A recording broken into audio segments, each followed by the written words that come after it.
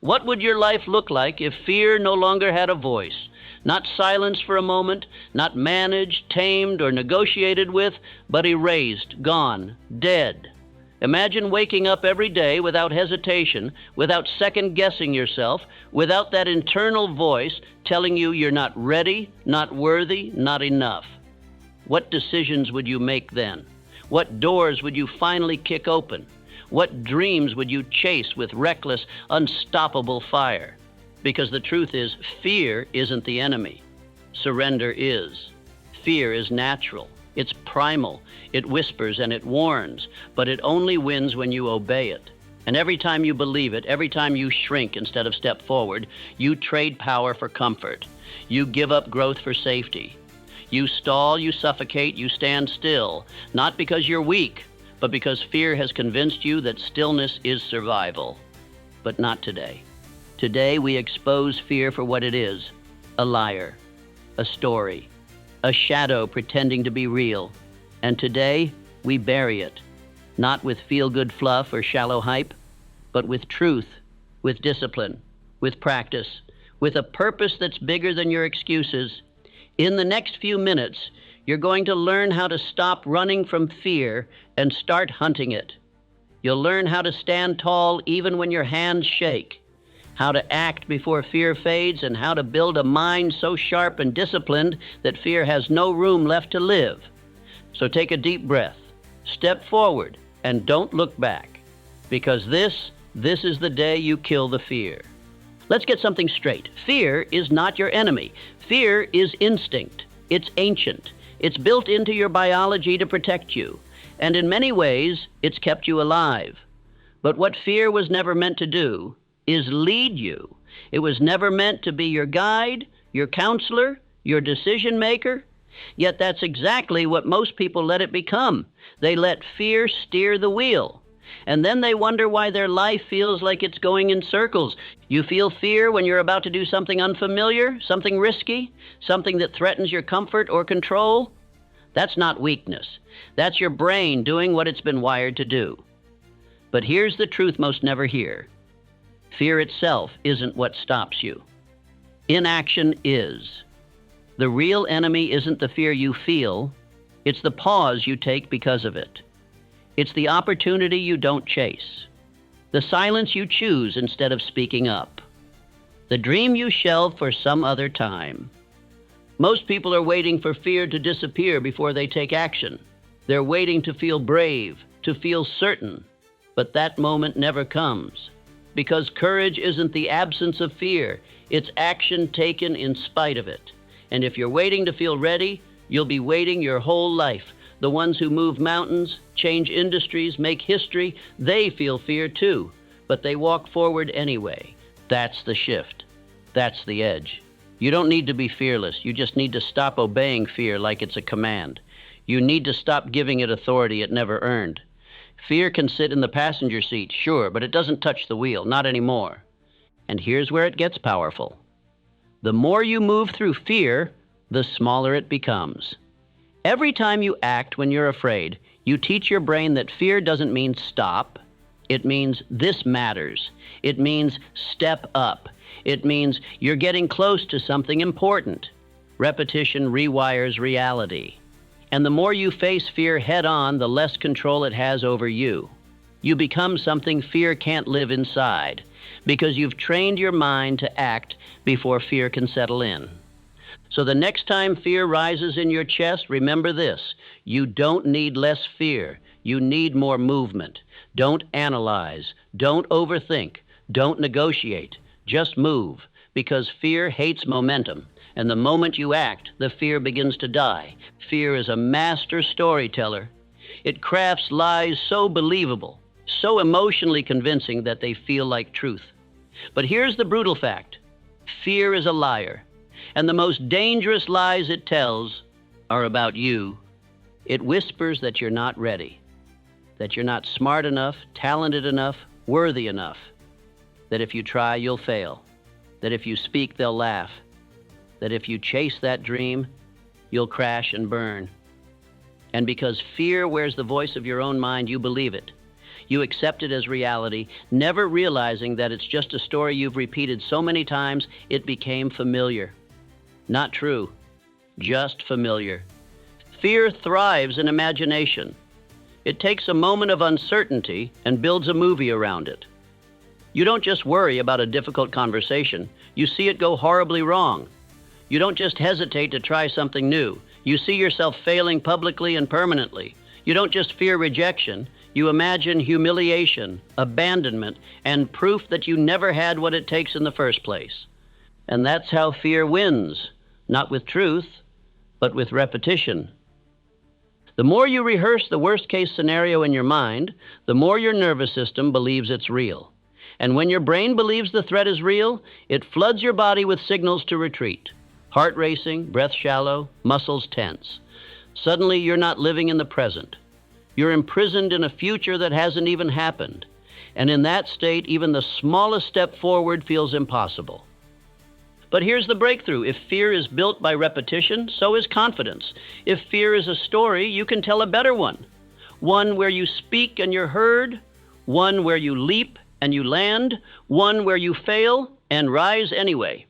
Because the truth is, the mind can't tell the difference between imagination and memory. If you can visualize defeat, you can visualize victory. If you can rehearse disaster, you can also rehearse domination. This is the battlefield, not out there, but in here. And the moment you stop accepting fear's script and start rewriting it, you take back control. You don't have to feel brave to act brave. You don't have to feel certain to move forward. You just have to stop giving fear the mic, because the voice in your head is powerful, but it doesn't always tell the truth. And the biggest lie it tells is that fear is your limit. It's not. It's your signal. It's the flag that says you're standing at the edge of your growth. And what happens next? That's up to you. Fear grows in the dark, in silence, in avoidance. The more you run from it, the bigger it gets. The more you try to outthink it, the louder it becomes.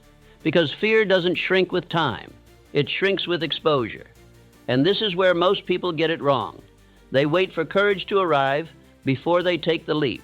They wait for the fear to fade before they take the first step. But courage doesn't come before action. It comes because of action. Imagine standing at the edge of a freezing pool. You can dip your toe in, walk away, come back tomorrow, overthink it again, and still feel cold just looking at it. Or you can jump in, shock your system, let your body adapt, and in a few seconds you're no longer afraid. Why? Because you've experienced what your mind exaggerated. That's exposure. It's not about being fearless. It's about being willing to feel the fear and still step forward, willing to look uncertainty in the eye and say, you're not the end, you're the beginning. This is how you kill fear. Not with avoidance, but with exposure. You lean into what terrifies you. You practice the uncomfortable. You make it familiar. And the more familiar it becomes, the less power it holds over you. Speak even when your voice trembles. Show up even when your hands shake. Launch the idea even if it's imperfect. Ask the question even if you fear the answer. That's the work. That's the training ground. Because repetition rewires reality. The first time is terrifying. The second time is uncomfortable. The 10th time is routine. And the 100th time, it's freedom. The people you admire, the speakers, the leaders, the creators, the fighters, they didn't start brave. They started scared. The only difference is they refused to stay that way. They built tolerance to discomfort. They didn't run from the storm. They stepped into it again and again until the thunder couldn't shake them anymore. The truth is, the fear never fully leaves. But you stop flinching when it speaks. You stop shrinking when it rises. Because you've faced it enough times to know it's just a sound. It's just a signal. And it doesn't have the final word. You do. The only way out is through. Through the trembling, through the failure, through the doubt. You walk straight into the storm, not because you're unafraid, but because you know the other side of fear holds the life you haven't lived yet. And that's a price worth paying. If you want to kill fear, you must go to its source, your mind. Because fear doesn't start in the world. It starts in your thoughts, in the silent, invisible stories you repeat to yourself. stories of inadequacy, of danger, of what might go wrong, stories that play on a loop, shaping your reality without you even realizing it. And here's the truth. If you don't train your thoughts, they will train you. Left unchecked, the mind becomes a battlefield where fear always wins. But you're not here to be ruled by fear. You're here to reclaim your mind, to take back the pen and write a new script. And it begins with this simple but powerful realization. You are not your thoughts. You are the observer of your thoughts. You are the architect, the programmer, the one who chooses what gets to stay. So when fear whispers, you're not ready, you don't just accept it. You question it. You respond, says who?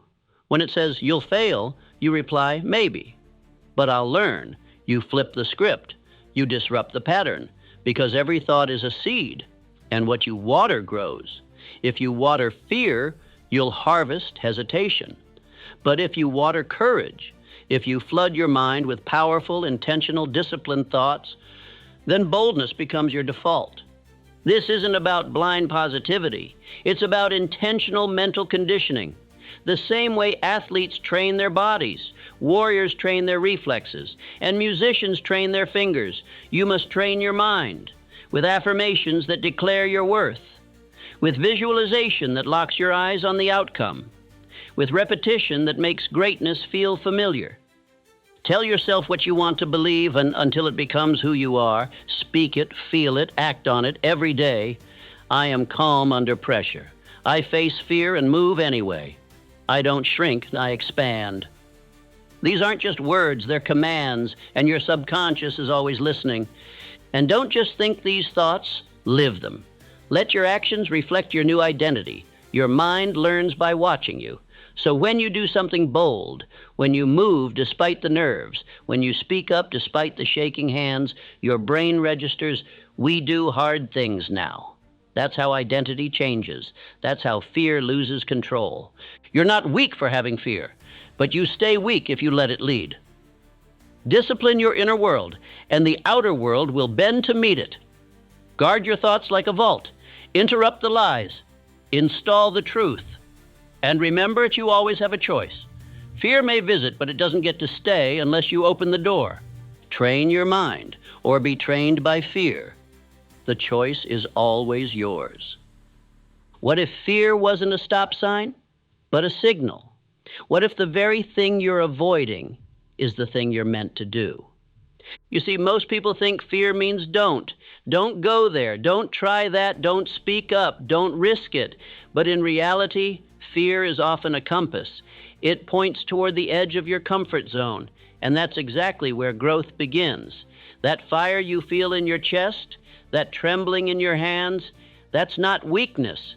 That's life, reminding you that you're standing on the edge of something important.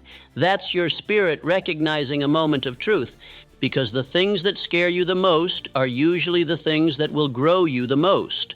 Public speaking, launching the business, ending the toxic relationship, stepping into your purpose. These aren't dangers, they're doorways, and the key to unlocking them is action, not perfection, not certainty, just movement. One step forward, straight into the thing that terrifies you. Courage is not the absence of fear, it is the decision to move in its presence. So when fear shows up, don't shrink. Lean in. Lean toward the fire. Let it sharpen you. Let it burn away your excuses. Let it become fuel. That resistance you feel, it means you're getting close to something real, close to your calling, close to your next level. And let me tell you something most people won't. The fear never fully disappears. Not for the brave, not for the successful, not for the legends. The fear is still there. But they've made peace with it. They've learned to walk with it, to keep going, even while shaking. That's what makes them fearless. Not that they feel nothing, but that they refuse to be owned by it. So the next time fear shows up, say, thank you, I see you, but I'm not stopping. And then take that step, make the call, hit publish, say yes, say no, say the thing that scares you. The moment you lean toward the fire, then the fear begins to fade, and what's left is freedom. Here's the truth nobody wants to hear. You will not become fearless by waiting to feel brave. You don't kill fear with feelings. You kill fear with discipline. Motivation comes and goes. It's a spark, quick, loud, exciting, but short-lived. Discipline, on the other hand, is the steady flame. It's the engine behind every fearless life. Because when you train yourself to act, not when you feel like it, but when it needs to be done, you become dangerous. You become untouchable. Courage isn't a lightning bolt. It's a decision. A daily decision to show up, to do the hard things, to lean into the discomfort again and again, even when your mind screams for safety, especially then. This is what the greats understand. They don't wait for confidence. They act, and confidence catches up. They don't wait for the fear to vanish. They do the thing anyway, and fear learns it has no place there. Discipline silences fear because it removes the negotiation. There's no debate, no should I or shouldn't I. It's already been decided. The alarm rings, you rise, the task is hard, you do it anyway. The voice of doubt whispers, you walk forward in spite of it. That's discipline, and that's how the fearless are made. You see, the more you act in the presence of fear, the more you rewire your mind. You condition it to understand fear is not danger, it's data. And data doesn't control you, it informs you. So ask yourself, are you living by feeling or are you living by principle? If fear is still calling the shots, then it's time to shift. Build rituals that strengthen your mind. Surround yourself with reminders of your vision. Keep your commitments to yourself. One small act of courage every single day, and you'll wake up one day wondering why you ever let fear run the show. Discipline makes you consistent, and consistency makes you inevitable. Picture this. You're lying on your deathbed moments from the end. Around you are not just memories, but the ghosts of every dream you didn't pursue, every risk you never took, every version of you that could have existed. And they look at you with one question. Why did you let fear decide for you? You see, fear doesn't just steal your moments. It steals your legacy. It convinces you to shrink, to play safe, to sit down when you were built to stand tall. But what if you knew the cost? What if you could see the future that fear is quietly robbing you of? Because that's the thing. Most people don't realize they're choosing fear. They think they're choosing comfort, safety, familiarity. But what they're really doing is burying their greatness under excuses. They're trading impact for ease, legacy for security. Let me be clear. No one remembers the man who stayed silent. No one builds statues for the woman who avoided failure. The world is moved by those who were scared and moved anyway, by those who stood up, spoke out, and stepped forward in spite of the trembling in their voice or the knot in their stomach. Fear will always offer you comfort, but legacy demands discomfort. It demands pain, sacrifice, risk. It demands that you decide what matters more, the opinions of others or the opinion you'll have of yourself when your time is up. So ask yourself right now, what will your life say when you're gone? Will it whisper of missed chances and silent regrets? Or will it roar with the sound of someone who chose purpose over paralysis, action over avoidance, courage over comfort? You don't need to know every step. You just need to refuse to let fear have the final word, because your legacy is being written either way, and only one version ends with you free. If fear is a liar, then your routine is the truth teller, because it's not just mindset that slays fear, it's movement. It's not about one big heroic act. It's about the habits that turn courage into your natural state. The fearless aren't born brave. They're forged by discipline. And every day they perform small rituals that suffocate fear before it has a chance to speak. Start here. Each morning, do something uncomfortable. Not huge, not reckless, just something that makes your heart beat a little faster. Cold shower, honest conversation, a hard phone call. Why? Because the nervous system must be trained. And when you teach your body to survive discomfort, fear begins to lose its grip. Second, move. Physically move. Whether it's lifting, running, walking, motion kills stagnation. And stagnation is fear's playground. When you move your body, your brain follows. Confidence builds, clarity returns, energy rises, and fear has no room in a body that's in motion. Third, speak power into your mind. Affirmation isn't corny, it's war. The thoughts you rehearse become the beliefs you carry. Every morning, stand tall and say, I am not afraid. I am not here to shrink. I am here to lead. Say it until you believe it. Then act in a way that makes it true. Fourth, win the first battle. Make your bed. Show up on time. Finish the task you don't want to, because when you start your day with a win, fear loses a piece of its power. And when you stack those wins, you build momentum. And momentum is what makes the impossible feel inevitable. Lastly, reflect. Each night, ask yourself, where did fear whisper today, and where did I push back? This is how you refine. This is how you get sharper. You become unshakable, not by avoiding fear, but by facing it again and again and until it breaks before you do. The fearless life is not an accident. It is crafted with intention, with repetition, with ruthless self-respect. If you want to kill fear, don't wait to feel brave.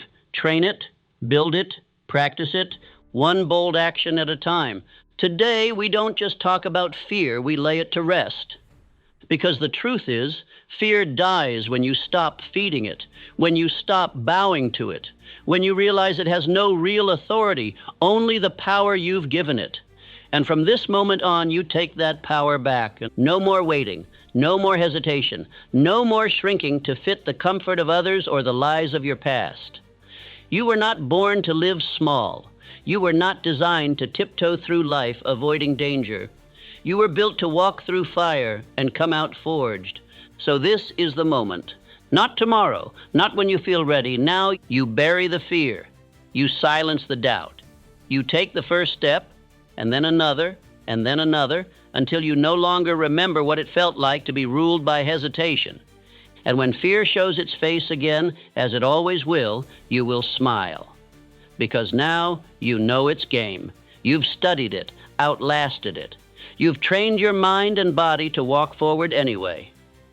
Fear doesn't get a vote in your future anymore. Only your vision does, only your mission does. So stand up, straighten your spine, and look fear in the face one last time. Say thank you for the lessons, for the growth, for the clarity. And then say goodbye, because you're done letting fear decide who you get to be.